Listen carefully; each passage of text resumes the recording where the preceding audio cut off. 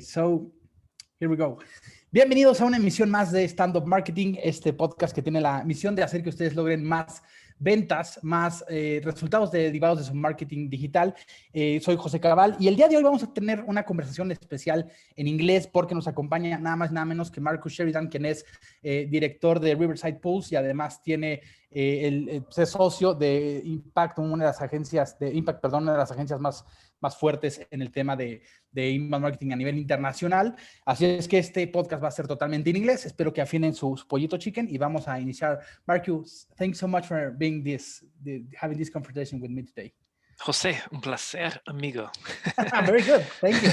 Yo soy chileno de corazón, but you know I've got to do this. I've got to do this in English. But yeah, yo viví en Chile por 2 años, así que me encantan las empanadas chilenas. Great.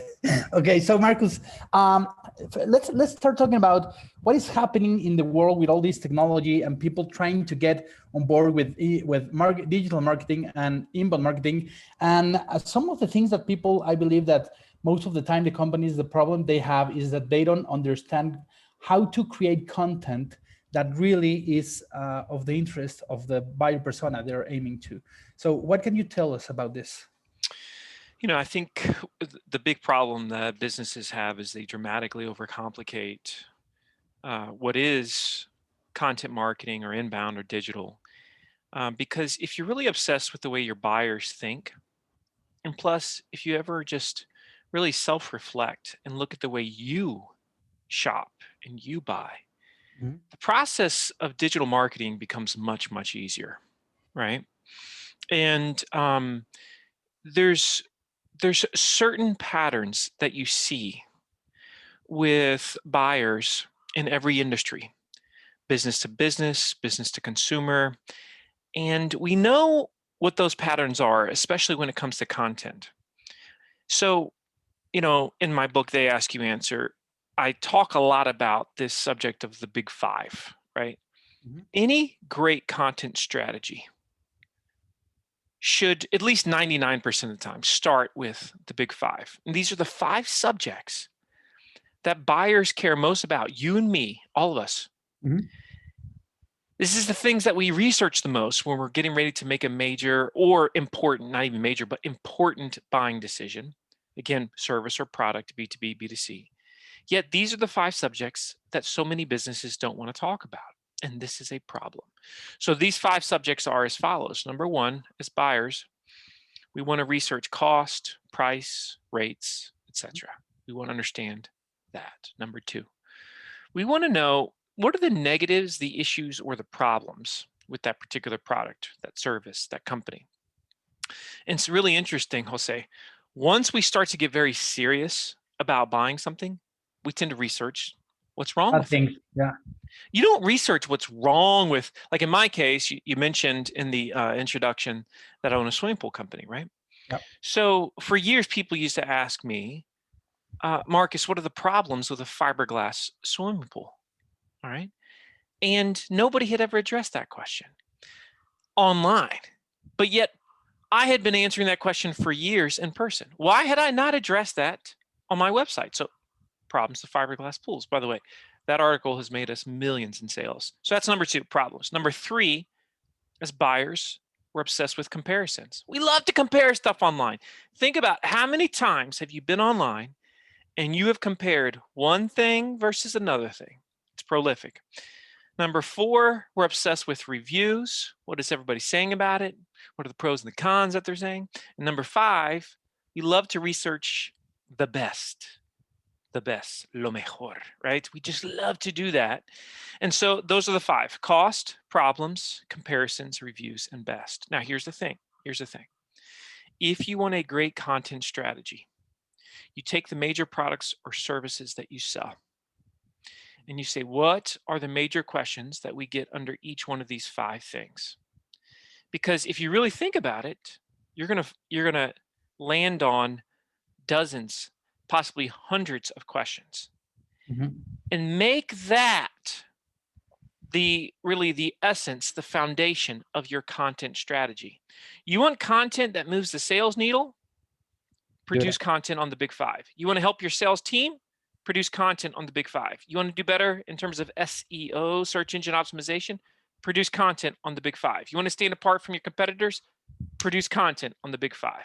And the thing is that one of the things that people, or I believe that most companies are worried about is, what should I write about? What is the content going to be about? I don't know how to get so much ideas. And I believe I have seen hundreds of marketing gurus telling them like the ultimate year pre-planification template for all your social network and so on. And the thing is that the moment that companies start understanding that the best thing to do is answer these big 5 questions, they're going to have enough content.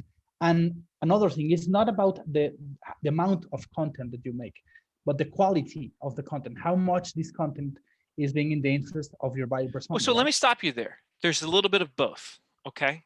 Okay. So the data has shown us that it's not an either or conversation.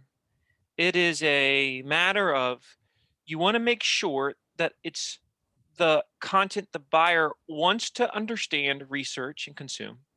Yet you do need to produce a certain amount of it if you really want to start to see like dramatic hockey stick growth. So let me give you an example I'm talking about. We have consistently found that if a company wants to dominate their space online, in other words, be that go-to source of information, similar to what we became with my swimming pool company, which is the most trafficked swimming pool website in the world. And many of the companies that have now embraced They Ask You Answer have achieved similar results, just astounding results. But there is a qualitative and quantitative measure here that you want to at least strive to meet. And that is this: when it comes to the quantity, you want to try to produce 3 new pieces of content a week for the first year. Okay. That's roughly 150 pieces of content the first year. You're like, why are you just giving a number, Marcus? Because the data is there. And so let me give you an example. Somebody could produce a great piece of content, but if they only do it once a month, sure, it's going to help. Sure, it may get some results, but you're not going to dominate your industry. If you want to dominate your industry, you go for 3 a week. Now, again, I don't care what you're selling. There's way more than 150 questions that you've been asked over the years about that product or service that you sell. And that's really the essence of They Ask You Answer. Now, those core questions tend to fall under the big 5. But there are so many buyer-based questions. All you have to do is just sit in a sales meeting, listen to the questions they're asking. You know, I, for years, would sit in a sales meeting with first with my pool company, and then, of course, with other businesses. And I can't help but to always think when I hear a question, why do they not know that answer to that question? Is it because I haven't educated them yet? Have I not taught it to them yet? And that's always why I want to make sure that they have an opportunity before we actually meet face-to-face, before we're having that sales conversation, to learn it and to hear it specifically from me, from us, which, by the way, I think we have to remind everyone here that the studies have shown that the average buyer of today is 70 to 80% through the buying cycle, through that decision process, before they engage you, before they fill out that form on your website, before they walk into your location, before they call your office, whatever that thing is. They are almost home and they are vetting you to death. And so if we don't feed them on the front end and give them what they want and give them the information that they seek, they will go somewhere else and they will find it from somewhere else. That's why we've got to talk about the things that other organizations, other companies in our industry are not talking about. Yeah. And those are those 5 subjects. More than any other, those are those 5 things. And the other thing that you should have in mind is that the 30% that is the gap that you have to get them to be your customer is you just need to keep helping them in that 30% process, because as you said, people research a lot. They have almost made their decision before they even contact you. And all you have to do is just keep doing the good job. In Mexico, we say, no la riegues, okay? Do not make any mistake. And it's not, you have to be really dumb just to throw that, because that 30% is almost, as you said, it's almost home. And if you do a nice job and they do not close, it is because they were not supposed to be your customer anyway. But if you do a nice job, the odds are that you're going to have them in your company, right? I wanted to talk, Marcus, about another important thing. You just released a new book, which talk about all this content and how video is a great way to get this information to the customers. What do you tell us about that? Well, you know, it's amazing what's happening with video. And what's sad is a lot of companies still resist the idea of doing video. And we say dumb things that just don't hold any weight. We say things like sometimes like, well, video's not my thing. Well, it doesn't really matter that video's not your thing, because you chose to be in business. And if you're in business, it means your thing is the marketplace. The marketplace is your thing. My opinions as a business owner don't really mean squat. It doesn't matter if I like video. It doesn't matter if I like social media. The question is, are my customers there? If my customers are there, well, then I have to start to think differently. Can't just push it aside. There's a reason, Jose, why so many companies are getting left behind. It's because they don't want to change, right? And because they don't want to change and do it differently, they want to do it the way it's always been done, the way daddy or mommy did it. That's not necessarily going to lead them to success tomorrow. So the idea today is we've got to say to ourselves, okay, studies have shown that 85% of the content consumed online is video-based content, which is pretty astounding. Think about it, 85%. And if you have teenagers, you realize that, my goodness, they don't really read a whole lot. Yeah. But boy, do they watch it. And they don't feel like anything's out of the range of their possibilities because they can just watch it and do it. That's the way their brain has been wired. You know, we grew up, at least, you know, I'm 43 years old, grew up in a way of, you know, you got to, you know, ask your parents, you might go read a book on it or an encyclopedia, get an answer maybe. No, sir. Now you can just see it done. You can see it shown. And so more than ever, this mindset of seeing is believing is so very, very true.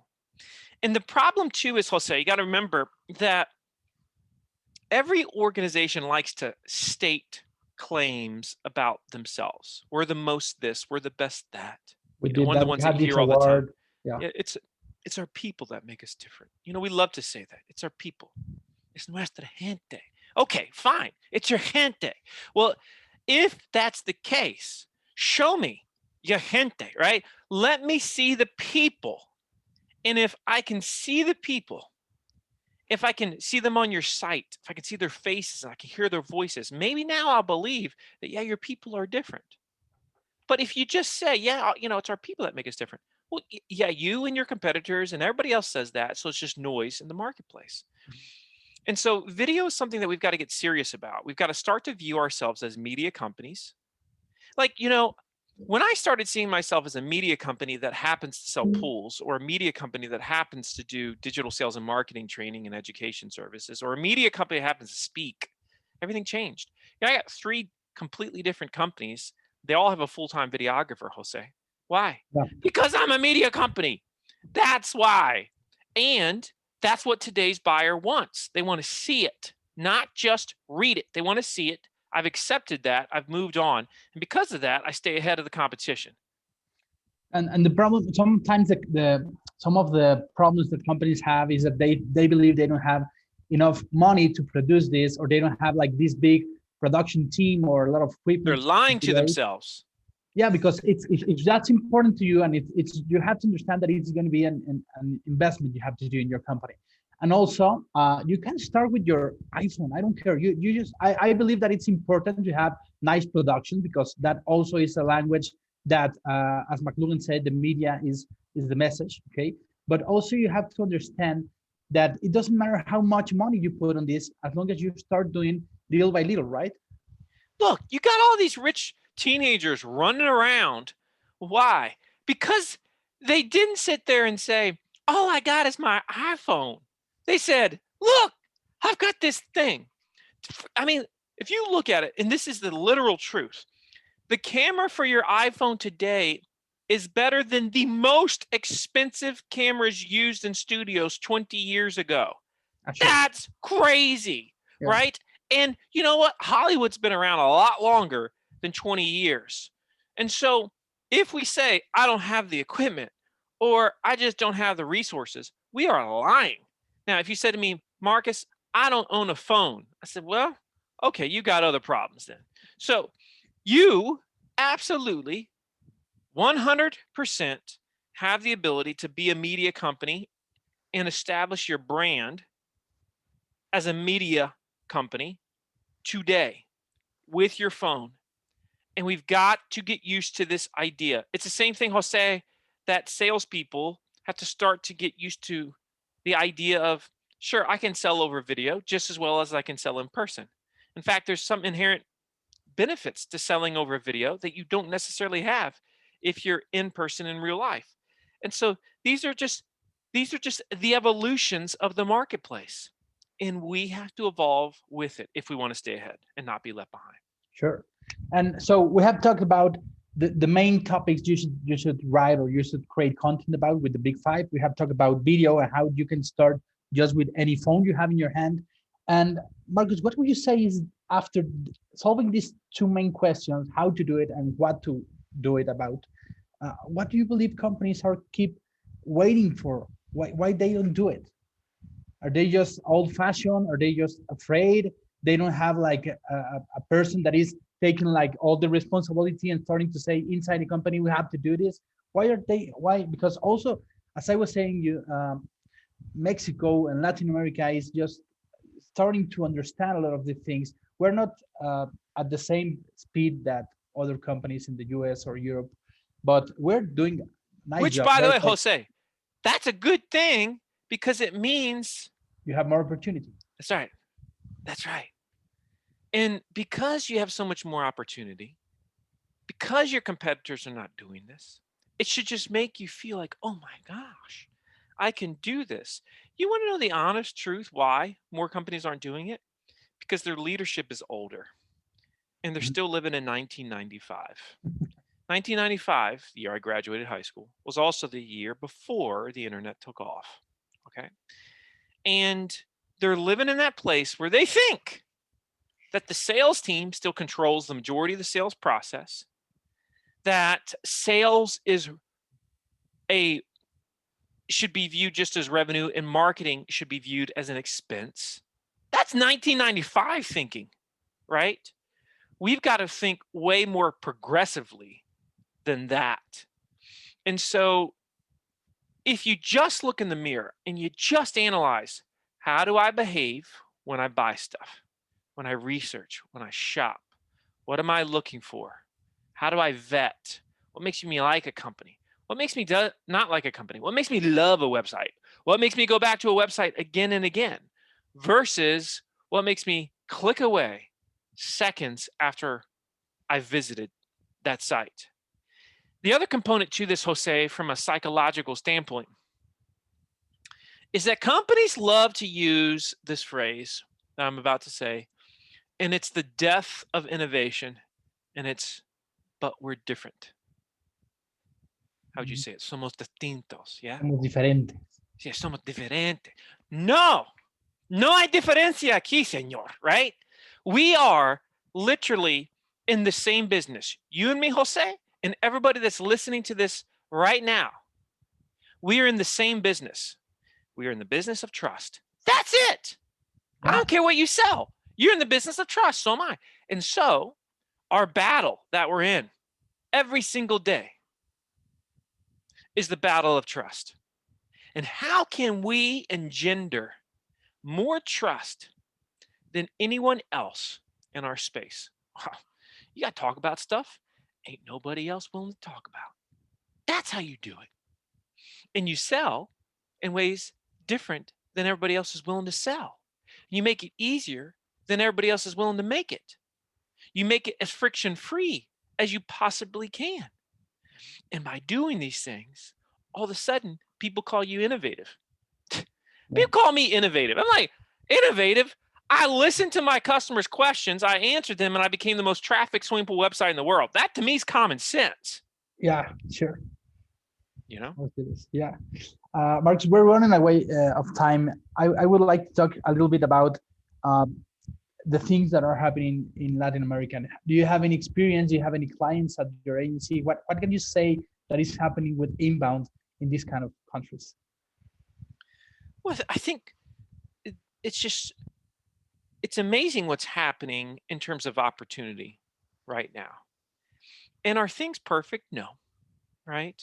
Are there always probably going to be, frustrations either with the government or with the economy or what have you? Yes. But is there tremendous opportunity? Yes. And are there companies taking advantage of it? Yes.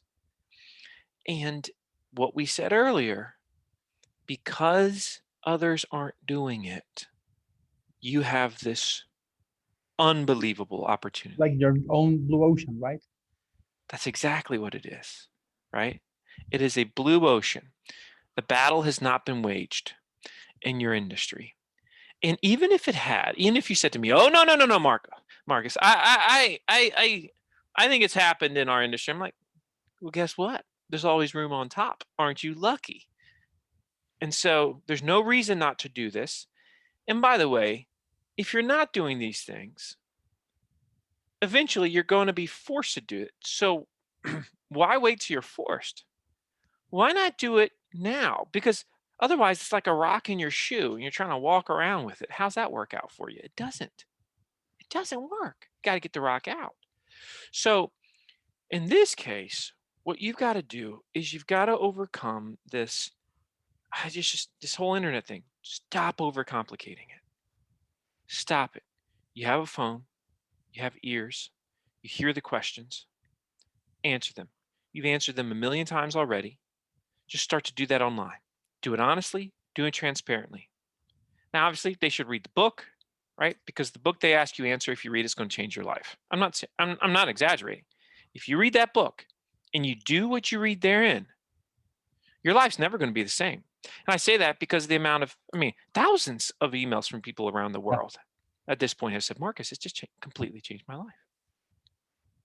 Okay, Marcus, thanks so much for your time. Where can people find more information about you, about this inbound they ask you answer? Where can they buy it? I know it's on Amazon. It's in bookstores here in Mexico, and I'm sure around the globe. Yeah. And your new book, it's also ready for everybody, right? Yeah, it's called The Visual Sale. It's all about creating a culture of video in your organization. You can find that on Amazon.